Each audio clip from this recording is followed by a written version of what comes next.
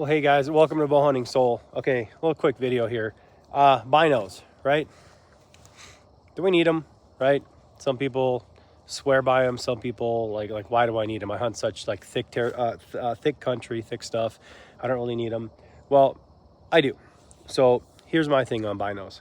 I love having these things around because not because I'm trying to see like what's going on way over yonder somewhere, which is always kind of cool too. Like you can always see what's kind of going on, but because of the nature of the way that we have to hunt with one of these, okay?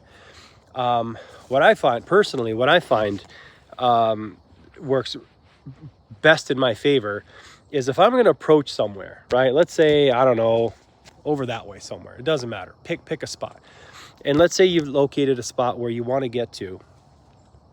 You may not have even, like, boots on the ground scouted it previously, and you're kind of going in blind, or you're kind of going to an area, and because our shooting radius is so short, right? Let's say 15 and under, 20 and under, whatever it is for you guys.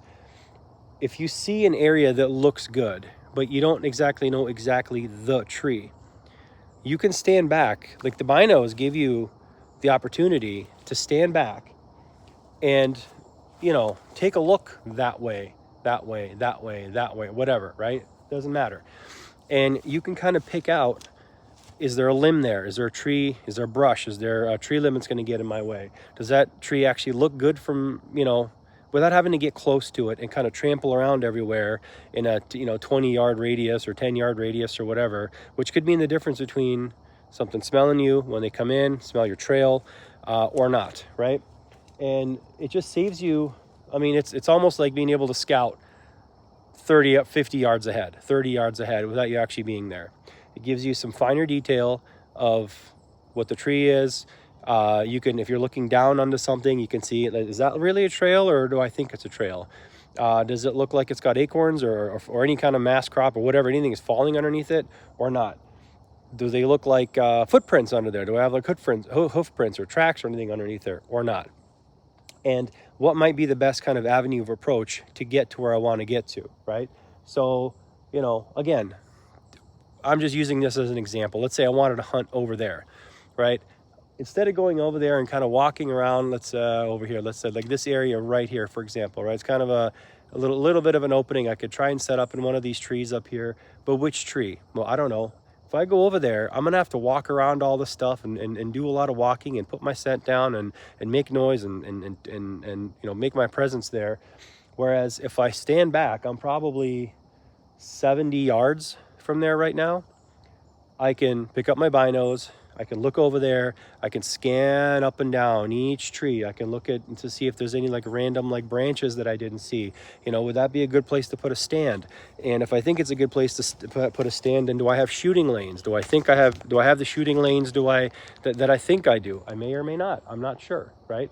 But standing back this far allows me to sit here and get close up there, get a close up, and then make a plan of approach, and then go directly to that tree. So if I pick a tree, then I'm like, okay, maybe I got to go around this way and get to it or something like that, because whatever, I'm going to get around this way, get around the backside, go up. Whereas if I don't know what's going on over there, I might just go directly to there, walk around, stomp around, put my scent down, and that's just not good. So that's really the number one reason. And for me too, I love squirrel hunting. These things are invaluable for squirrel hunting. If I kind of sort of see movement off in the distance or something like that, I can be up and there, and I can be scanning up and down trees, trying to see if there's anything moving, any leaves moving, or for the squirrel hunters know this, right? If they're sitting on a branch, and they got the tail curled up, and you got the halo effect of like sunlight coming through the fur, kind of thing.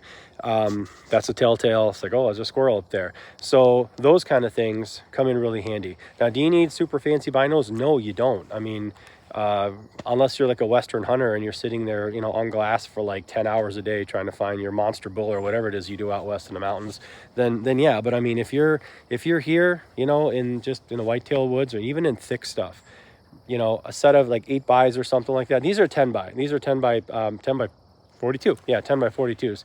These are Nikon Monarchs. These are the original Nikon Monarchs before they had like a Monarch 3, 5, 7. I don't even think they make the Monarch any line anymore, but it does. I've had these for going on probably like 15 years, right? They're not very big. They may look big, but they're not very big at all. They're barely bigger than some of the 8x that are out there, but again, 8x 32, or whatever, plenty, right? Plenty to do what you need to do, nice and light. They tuck in nice, anywhere. Put them in your backpack, but I'm always walking around with these things. So anyway, just a quickie little thing there, so it's not just the obvious, like, do I see a buck over there and I'm going to try and gauge how many, if it's I don't know how the hell the inch thing, I don't get it, but it's not just that. It's planning your approach as a traditional bow, especially as a traditional bow hunter, so you can make one shot in, the best shot in, and go directly to the tree that you want to set up in, without getting over there and finding out, oh man, I didn't see this, I didn't see that, this is in the way, and then you kind of move around and make a bunch of noise and make a bunch of sense. So anyway, that's it. Hope you like this. Just a quickie little tip. A lot of you guys know this, but that's just some of the things that I find helpful with a set of binoculars. So try not to leave home without them. All right, guys, if you like it, please like, share, subscribe, and good luck with the rest of your season. Thanks.